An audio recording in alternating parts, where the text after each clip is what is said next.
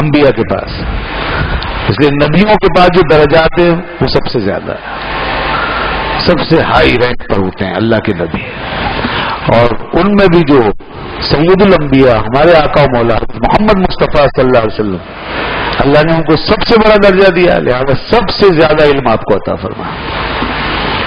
اور پھر اس کے بعد اتنا ہی نہیں کہ آپ کو سب سے زیادہ علم عطا کیا, بلکہ اس کے ساتھ یہ دعا بھی تعلیم فرمائی جو اب آگے دوسری آیت کے طور پہ بیان کی ہے امام بخاری نے. یہ دعا بھی آپ کو عطا فرمائی کہ رب زدنی علما, وقل رب زدنی علما, اے محبوب آپ یہ کہا کرو رب زدنی علما, اے میرے رب میرے علم میں اضافہ فرما, اے میرے رب میرے علم میں اضافہ فرما. یہ دعا. اور علماء نے کہا کہ دیکھیے اگر دنیا میں علم سے بڑھ کر کوئی چیز ہوتی نا تو اللہ تعالیٰ اپنے حبیب کو اسی کی طلب عطا کرتا. کیونکہ آپ کی طلب ظاہر ہے اسی چیز سے متعلق ہوگی جو سب سے بہتر ہے, اس کے علاوہ آپ دوسری چیز کو ترجیح نہیں دے سکتے. اللہ نے یہ دعا تعلیم فرمائی ہے تو اس کا مطلب ہے علم جو ہے اس سے افضل کوئی چیز ہی نہیں ہے. کوئی اور چیز ہوتی تو اللہ تعالیٰ فرماتا ہے یہ مانگیے. تو علم افضل ترین چیز ہے, سب سے بڑھ کر ہے. اسی لیے حبیب خدا صلی اللہ علیہ وسلم ہر وقت دعا مانگتے رب زدنی علم. اور اس سے یہ بھی پتا چلا کہ علم جتنا بھی بڑھ جائے اس میں آپ کو رکنا نہیں ہے, اس کا کوئی سمجھ لے کہ آخری منزل نہیں ہے, اس کا اسٹاپ نہیں ہے. یہ ہمیشہ جاری رہنے والا سفر ہے. اور جس مقام پہ ہی پہنچ جائے آدمی اس کے بعد پھر ایک علم ہے, پھر اس کے بعد ایک علم ہے, پھر ایک علم ہے, حتیٰ کہ انسان کی زندگی ختم ہو جائے گی علم ختم نہیں ہوگا, علم ختم نہیں ہوگا.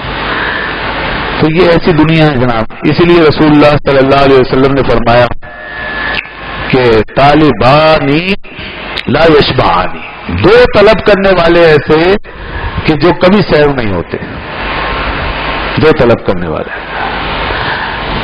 تو ایک ہے طالب العلم اور دوسرا طالب الدنیا. ایک علم کا طلب کرنے والا اور ایک دنیا کو طلب کرنے والا, یہ کبھی سیر نہیں ہوتا.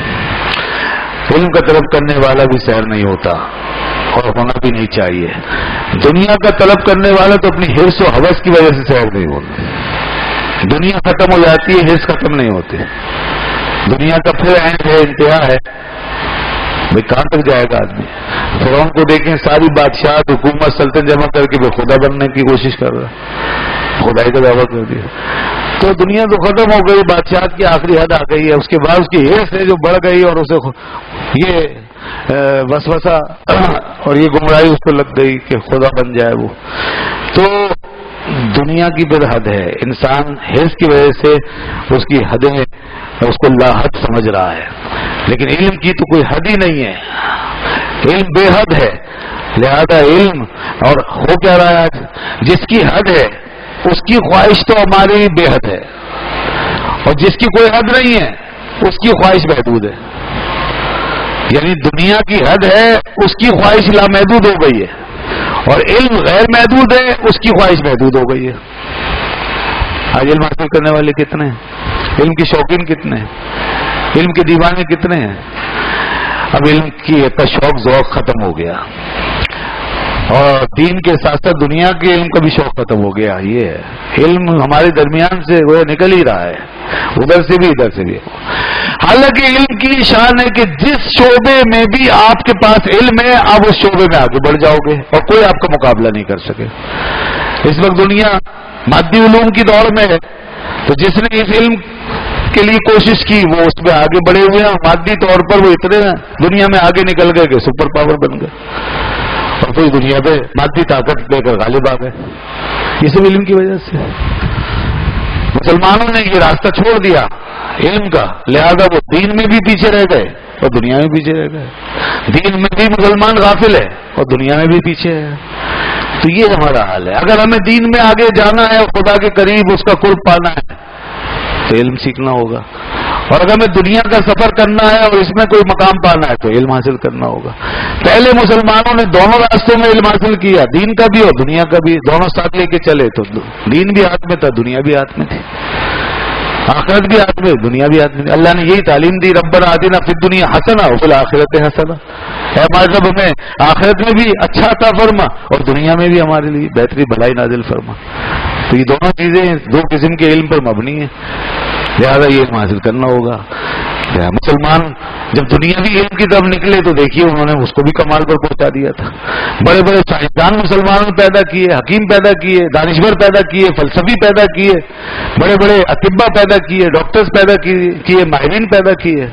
کیسے کیسے جینیس لوگ آئے اور کروڑوں کتابیں لکھ دی مسلمان، کروڑوں کتاب بلا مبالغہ، کروڑوں کتابیں، اور بڑا کام کر دیا. 1000 سال کی تاریخ میں مسلمانوں نے علم کو وہاں تک پہنچا دیا جہاں دنیا تصور بھی نہیں کر سکتی تھی.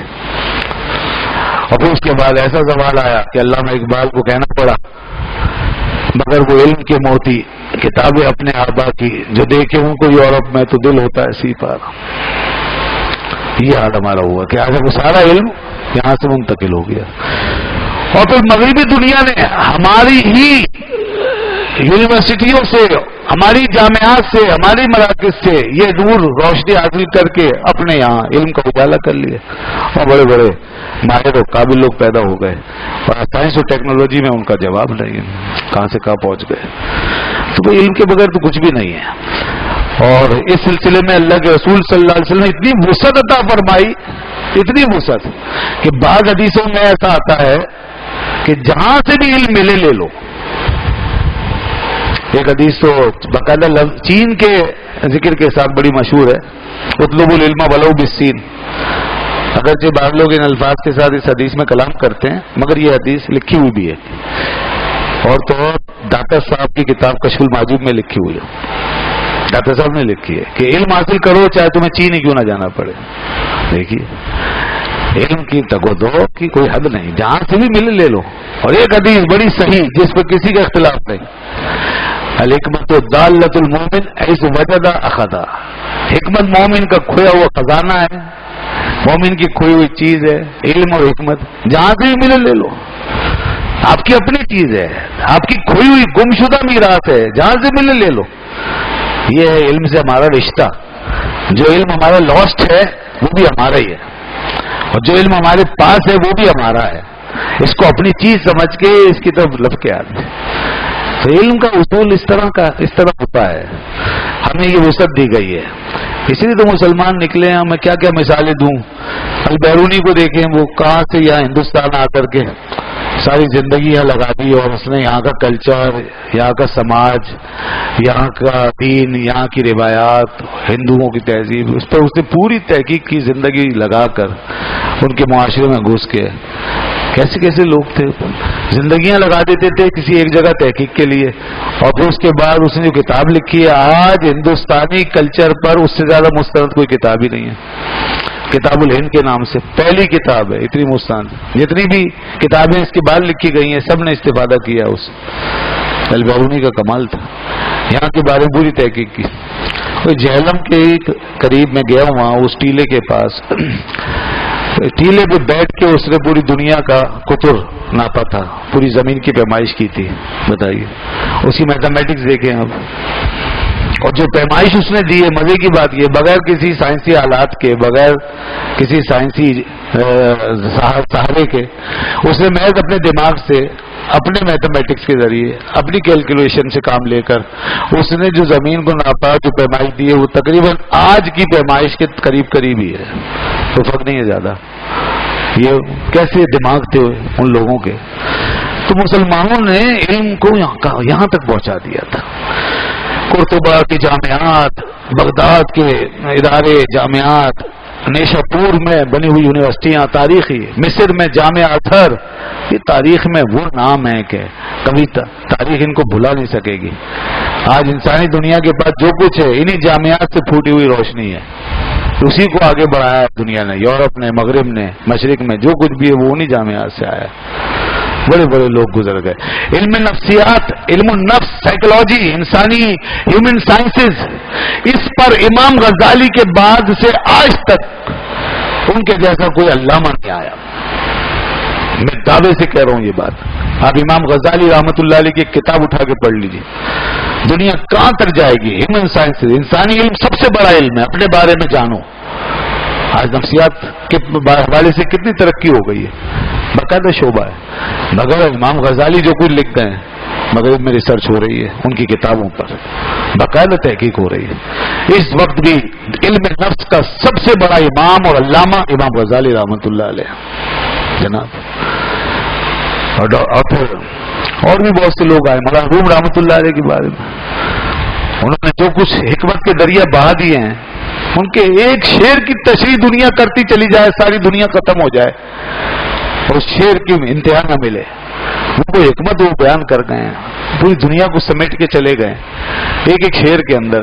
وہ پڑھیں ذرا مثنوی مولانا روم، اس پر بھی بڑی تحقیق ہو رہی ہے. رومیات کے نام سے باقاعدہ مغرب میں ایک شعبہ قائم کیا گیا ہے، رومیولوجی، اور اس پہ باقاعدہ ریسرچ پڑھایا جا رہا ہے، تحقیق ہو رہی ہے. تو ایسے سے لوگ گزر گئے جس پہ باقاعدہ شعبے بن رہے ہیں ان کے علوم پر، اور ضرورت ہے اس پہ سمجھنے کی. اور مسلمان غافل ہے. مزے کی بات یہ ہے، عجیب و غریب افسوسناک بات کہی ہے، مسلمان غافل ہیں. جن کے مرید ہیں، جن کے اسلاف ہیں، وہ ان کے یہ برسا غافل ہو کر بیٹھے ہوئے ہیں، انہیں کچھ نہیں ہے. اور وہ جو نہیں مانتے تھے وہ ریسرچ کر رہے ہیں. اللہ اکبر. تو فرمایا رب زدنی علما، اے محبوب یہ کہتے رہو، اے میرے رب میرے علم میں اضافہ